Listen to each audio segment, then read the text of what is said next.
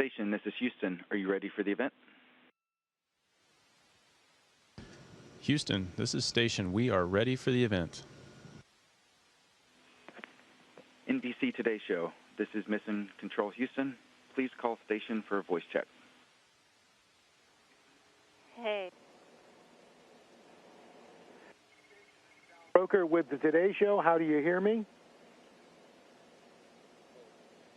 We've got you loud and clear. Hey, guys, are you guys hearing our talent? Excellent. Well, thanks so much, Nick and Christina. Thanks so much for joining us on this momentous morning. Neither one of you were alive when this happened. What does this mean to you, this 50th anniversary of the Apollo 11 mission? Well, you know, we're very fortunate to be part of the space program and up here at this time. For me, it makes me feel connected to the legacy of just successful exploration that the first pioneers, the trail that they blazed. You feel a connectedness. Just a few minutes ago, I was looking out the cupola, our window to the world below, and watching the moon rise over the Earth. And that perspective of looking at the moon and seeing the Earth between, you know, us up here in the station and the moon just puts it all in perspective, how big of an accomplishment they were able to achieve 50 years ago.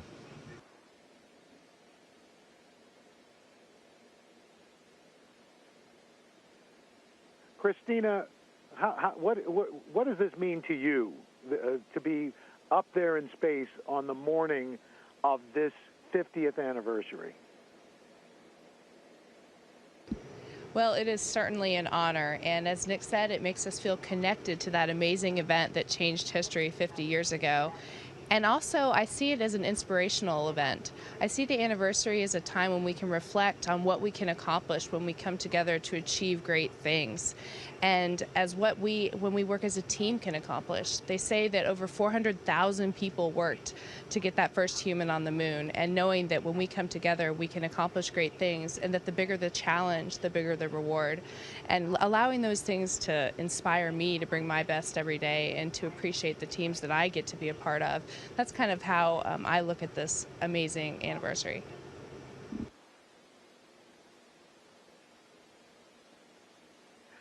Christina, you're about to set a record for the longest time in space for a woman.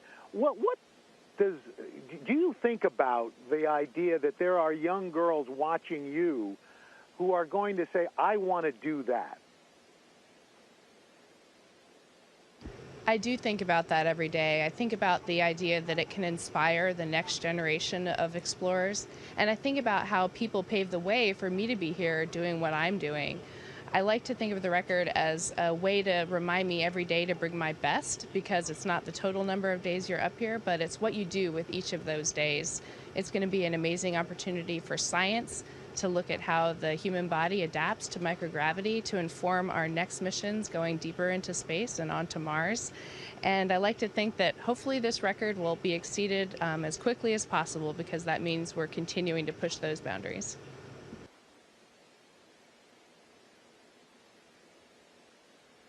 Guys, what have you learned spending this time in space? What perspective has it given you?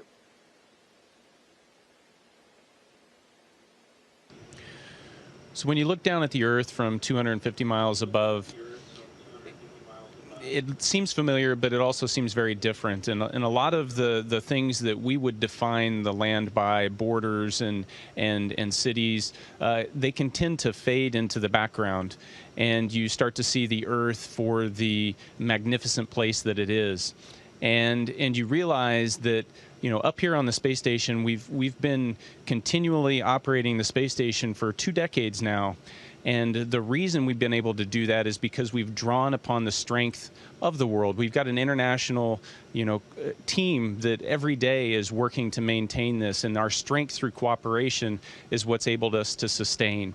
And so I think that's one of the things I'm going to take away from this, is just the strength when we work together, the things that we can accomplish. And you know, it's going to be a bright future if we can continue to maintain that collaboration and cooperation as we push further into the solar system.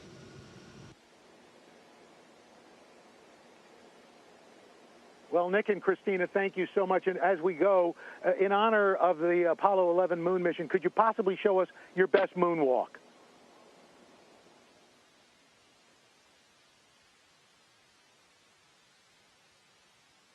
We will do our best. Thank you. It's been wonderful speaking with you.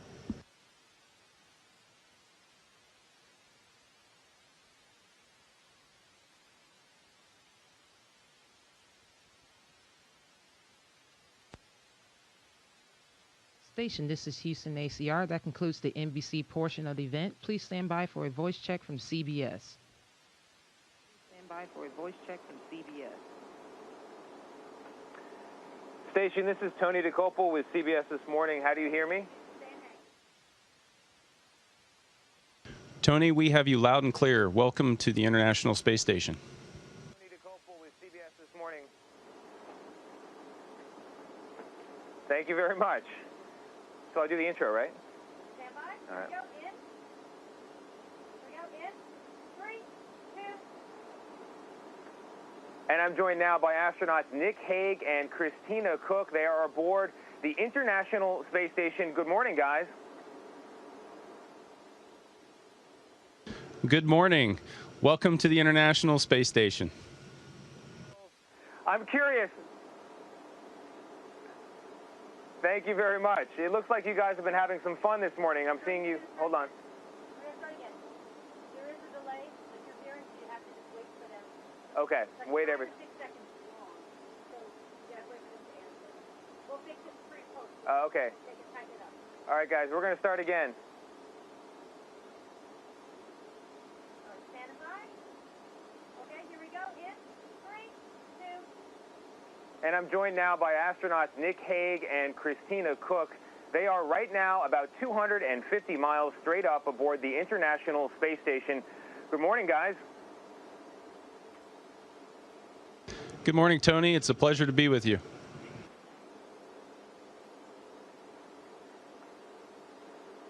It looks like you've been having some fun this morning. I've been watching flips and turns, a lot of fun in anti-gravity. I guess my first question is, here we are 50 years from the Apollo 11 mission.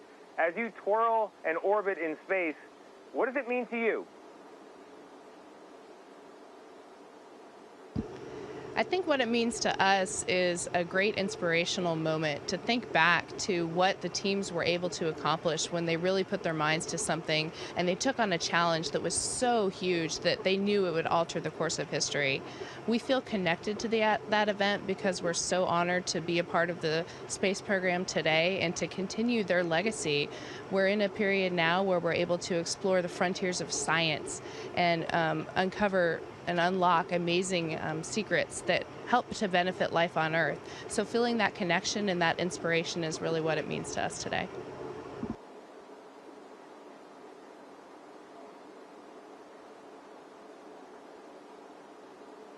Nick, you've had the experience of a pretty hairy near abort after launch in Iraq. In fact, it was a full abort. With that in mind, can you help us understand what the Apollo 11 astronauts must have been thinking as they prepared for launch 50 years ago this morning?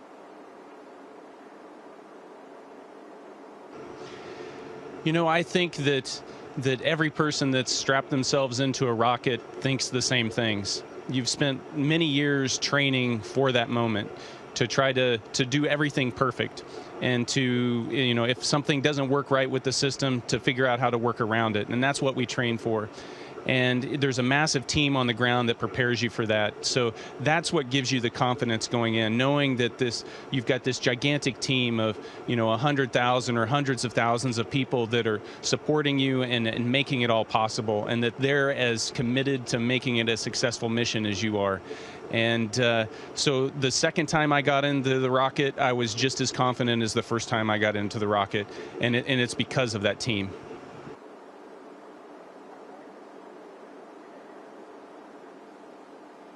And you think the Apollo 11 astronauts felt the same way? Absolutely. You wouldn't strap into a rocket if you weren't sure that you were going to be successful. And the things that lie in front of you may seem seemingly impossible or very difficult challenges, but just like everyone encounters during life, you have to face those challenges head on and be persistent and committed and not give up in the face of adversity. So I can guarantee you they were as committed to being successful as we are every day up here, and as explorers continue in the future, we'll continue that tradition.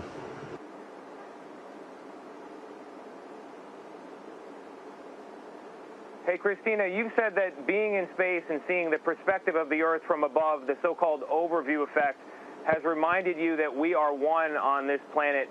Can you talk a bit about how one's perspective changes being in space and what it might mean if everybody got that perspective? You're exactly right. The perspective of looking down on the Earth from here is a big reminder that as humans, we share the most fundamental aspects of who we are, and that we're way more alike than we are different, and that those differences are just as exciting, and they often arise from just the amazing geographical differences of where we're from on this wonderful planet. I think that the Apollo astronauts had an even more amazing perspective of Earth. The famous photograph of Earthrise, Earth taken from the moon, really showed us that we are on one planet, and that planet is what sustains us all and what we have in common. And I think that if everyone had the opportunity to see that, we would certainly know that deep down that we are all the same, and that we can accomplish the best things and the greatest things when we work together as humans. Station, this is Houston ACR. That concludes the CBS portion of the event. Please stand by for a voice check from ABC at 10:30 GMT.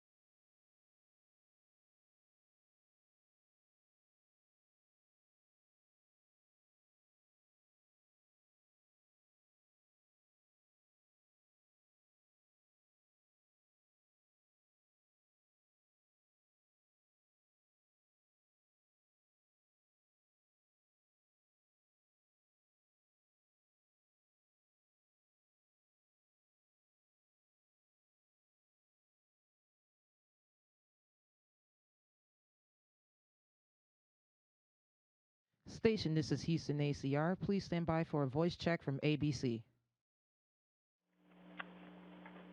Station, this is Kiki Palmer at Good Morning America. Do you hear me? We hear you loud and clear. Oh, wow. Oh, my goodness. I'm so excited to be talking to you. It's really freaking me out in the most beautiful way to see you guys are floating and really right now at the International Space Station. What time is it there? Because it's very early here, but I couldn't miss this call. So I want to know, is the timing the same in space? Yeah, so we use the Greenwich Mean Time, and it's because we have control stations or control centers all over the globe. It's an international space station, so control centers in Japan, in Germany, in Russia, in Canada, and as well as in the United States. So we all have to sync our clocks to one clock. So right now, it's 10:30 in the morning on the space station. Oh, wow. Wow. It's 10:30. Okay, so you guys that's very cool. This is all quite cool and interesting to me. Well, first of all, I got so excited I didn't even, really properly say hello. Hello, Nick, and hello, Christina. So this is getting ready to be the 50th anniversary of the man landing on the moon. And we're gearing up now for the first woman to land on the moon. How do you guys kind of feel about that, just being here, having been astronauts? How does that make you feel? What's the excitement around that? And welcome aboard to you. It's great to be speaking with you this morning. We are so excited to be on board and in space on this awesome anniversary of the 50th anniversary of the first human on the moon.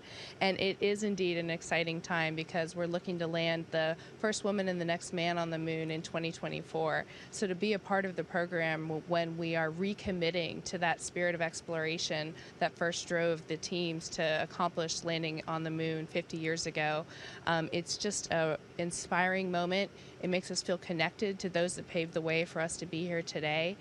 And we're so excited that the accomplishments of women in the program are being more recognized now. Despite the odds, women did contribute to that first landing on the moon. But now, not only are we seeing more of it, but we're recognizing it. And we have learned that the best way to success is to incorporate the talents, contributions, innovations, and ideas of all Americans, and to make sure that everyone who has a dream to explore can fulfill that dream. Yeah, and speaking of accomplished women, you were pretty accomplished yourself, Christina, and them talking about having the first woman walk on the moon. Would you be up to that task? That mic is so cool. That mic is so It's humbling even to hear that question posed. And of course, all astronauts are trained to be ready for any assignment that comes our way. And we tackle each assignment with hard work and dedication and wanting to represent the entire country or world that is behind the mission. So of course, any of us would be glad to be that person. And I think for me, I'm just honored and humbled to know that I will know that person will be a part of the cadre that I'm also a part of, and to know that I've trained with them. But no matter who is chosen for that mission, we can say with certainty it will be the best person for the job, and someone who is well prepared, and someone who is incredibly capable of carrying the dreams of everyone along with them as we explore. Yes, I love that. So I was just in Houston at the Johnson Space Center, where I got to really, see what NASA does and learn about, not just what the astronauts do, but all the people that are behind the support system that creates the space station, that, create the suits and all this other really cool stuff. But I still found myself wondering, how is it in space? How do you pass the time? It must be a total new world up there, and how does it affect you in the way you think about Earth?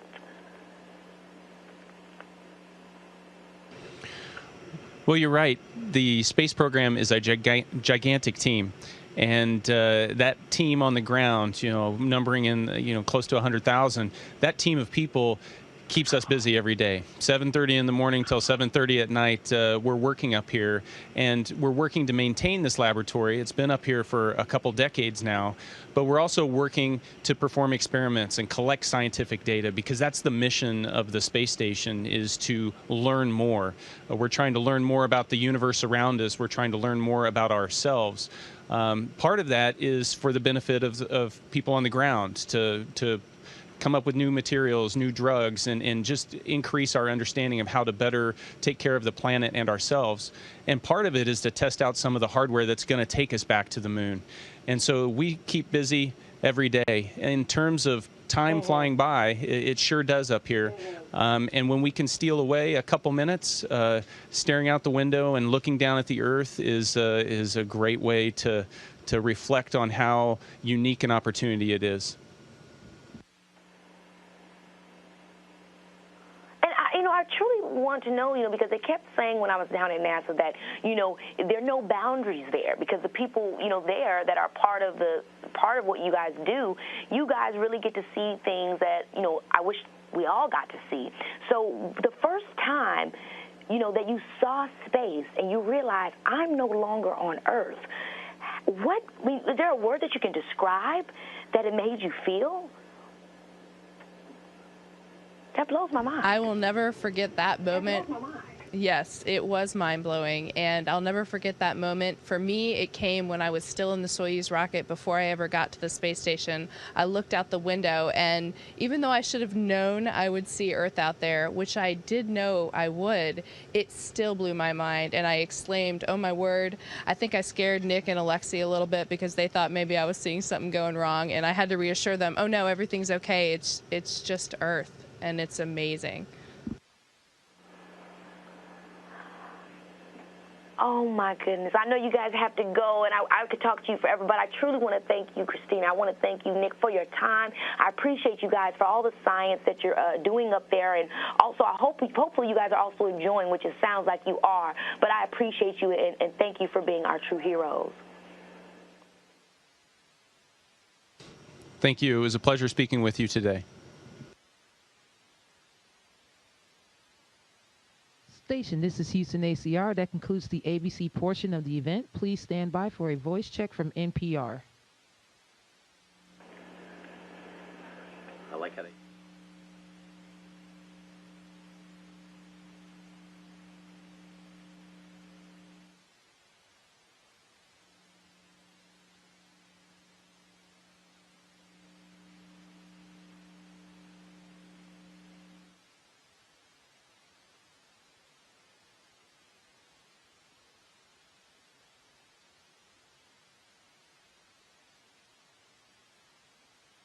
Okay.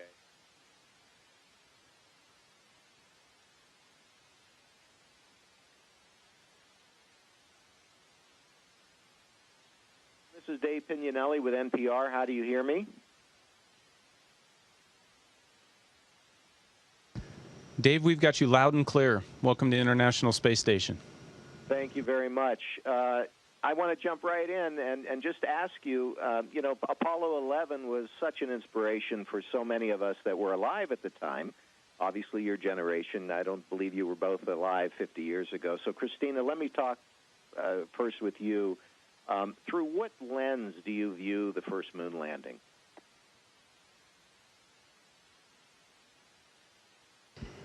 I think I would say through two different lenses. One, through the generation that was alive when it happened and the things that they've told me about what it meant to them. For me, that includes my parents. I've talked to both of them about that moment, and they both say that it was life-changing. Interestingly, my father was actually in Vietnam at the time, and so the historical perspective that offers is a really interesting one to remember. It was such a dynamic time for the world, but we still came together to accomplish something great. And the other lens I view it with would be my own, as someone who's participating in the space program and has the great privilege and honor of continuing to contribute to the legacy that the heroes of that time put before us and the teamwork that they demonstrated, and to be continuing that the reminder and inspiration that it affords us to bring our best to every day, and to know that those people that paved the way for us to be here today means that we have to continue the tradition and hopefully continue the inspiration for the future space explorers that are out there. Wow, thanks. Nick, how about you?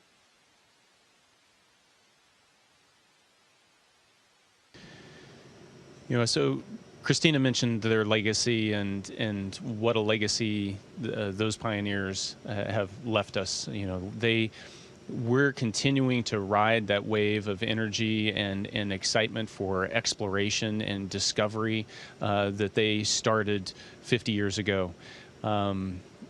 As they went to the moon, we're now looking to go back to the moon in 5 years, and you think about the course that they started us down, and as we have come to the space station and been here for about 20 years now, working together collaboratively with the international community, we've learned a lot more. And so now when we try to make our next step back to the moon, and take the things that we've learned here on the space station, it just sets us up for an even a brighter future, a chance to go back to the moon and stay. And would either of you two want to be on that mission in 5 years or so? I think, absolutely. Every astronaut that is in the astronaut corps has signed up to be assigned to space missions. And, we don't necessarily get to choose which ones we're assigned to, but when we're assigned, we're training. Even when we're not assigned, we're training so that we can fly successfully. So I think we're all ready to go back. And, regardless of what role you end up serving, there are ways to contribute, and necessary, vital ways to contribute. You think back to the symbology of that first, lunar landing. There were 3 people on that mission. Only 2 of them set foot on the moon, but all 3 were critical to making that mission successful. And so we all serve in the roles that we're assigned, and look forward to supporting whoever's going to be that first person to take that next step back on the moon. Christina, do you want to go? I echo what Nick said. I think we are all ready for any mission that comes our way. That's part of our job, is to be ready and to be well trained and to rely on the awesome training that our support teams and trainers provide for us. Of course, it would be my honor to be that person, but it would be just as much of my honor to be someone playing a supporting role to make that mission happen and to enable it in the best way that I can. Okay, finally, let me ask you, the moon landing launches, the Apollo program was all over the TV, newspapers, the media at the time. How do you get what you're doing on the International Space Station, which doesn't get nearly the kind of coverage that the Apollo program got, or even the shuttle program got? How do you get word out and get interest in what you're doing up aboard ISS? That is a great question, and it is an important part of what we're doing up here, because sharing the amazing work we're doing is as important as the work we are doing, and bringing that science back home, the benefits that what we're doing up here have for the Earth, and making sure we communicate that is important. We often have PAO events, public affairs events, where we get to share that with news outlets. We share it on a personal level and on an agency level through social media and through other avenues like that. And then also we educate ourselves about the science and the background of everything that we're doing and what effects it has down the road on Earth to make life on Earth better. So in addition to the technical briefings and the technical things about what we're doing that we share, we also like to share the inspirational side of it, to make sure that we're reaching students, to make sure that they know that there's awesome things they can accomplish if they choose a career in a technological field, engineering, math, science, and to make sure that we bring home all of the fruits of the amazing work that we're doing, both to inspire and to inform.